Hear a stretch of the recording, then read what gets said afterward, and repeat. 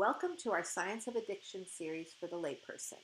This YouTube video is about science of medicated assisted therapy for heroin and opioid addiction recovery. There are over 3 million Americans addicted to opioids, and that number is escalating very rapidly. So I want to talk about the science of treatment and recovery. There are several types of treatment. Most people are very familiar with 12 steps. Many people are not familiar with medicated assisted therapy, or MAT as it's referred to.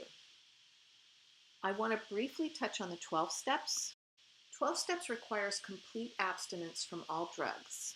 It works for some and not others, and it's not scientifically based, and that's not a judgment. It's just a fact. It's not scientifically based, but it does work for some people. The problem is in fact, 50% of those in recovery for heroin addiction will not find their recovery through a 12-step program. So it's very important to understand that there are different medications to try to help those people in their recovery from opioid addiction. Because if our goal is to save lives, there is no one single right approach to recovery from heroin or opioid addiction. So I want to go over medicated assisted therapy. I've redrawn receptors. If you've watched my other YouTube, this will look slightly different from my other receptors, but I wanted to make this very pictorial and visual for you. So I redrew an opioid receptor, and what our opioid receptors have are activation zones. So something sitting in that activation zone, which I've made red, will activate the receptor. For example, we have our endogenous opioids. They come in, they activate the receptor, and then they're degraded.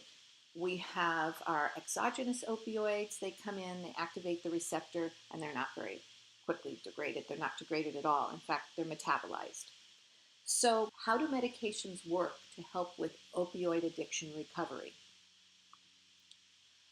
Well, there are 3 types of medications, and they all block heroin from reaching the receptor.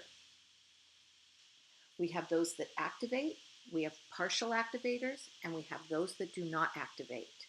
And I'm going to go through those with you. The first category are the antagonists. The antagonists do not activate the receptor. You probably have heard of them referred to by either naltrexone or Vivitrol. Vivitrol is a once-a-month shot.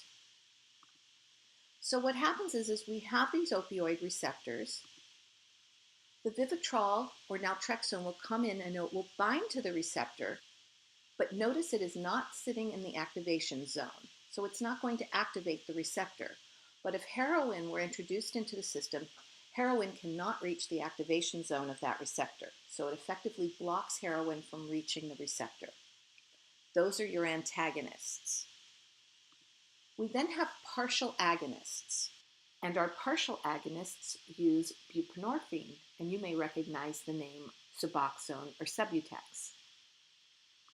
The way these work is we have the same opioid receptor, and if we add buprenorphine to the system, they partially activate the receptor. You can see it's sitting somewhat in the red zone.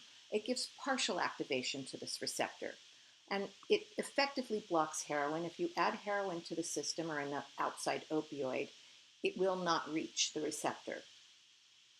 And then we have our full agonists, methadone.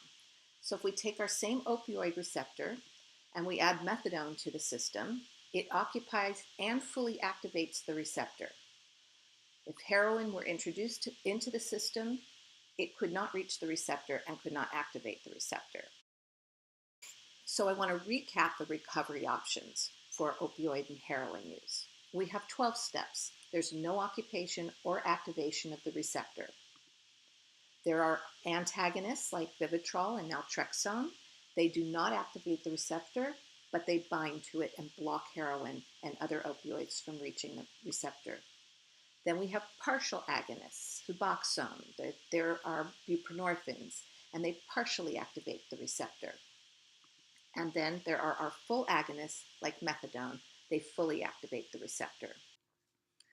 As I mentioned, there is no one right method for opioid heroin addiction recovery. What works for one person may not work for another.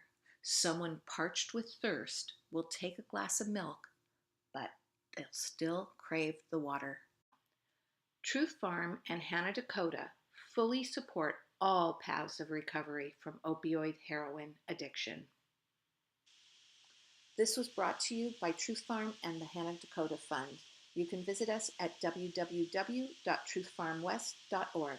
Thank you for watching.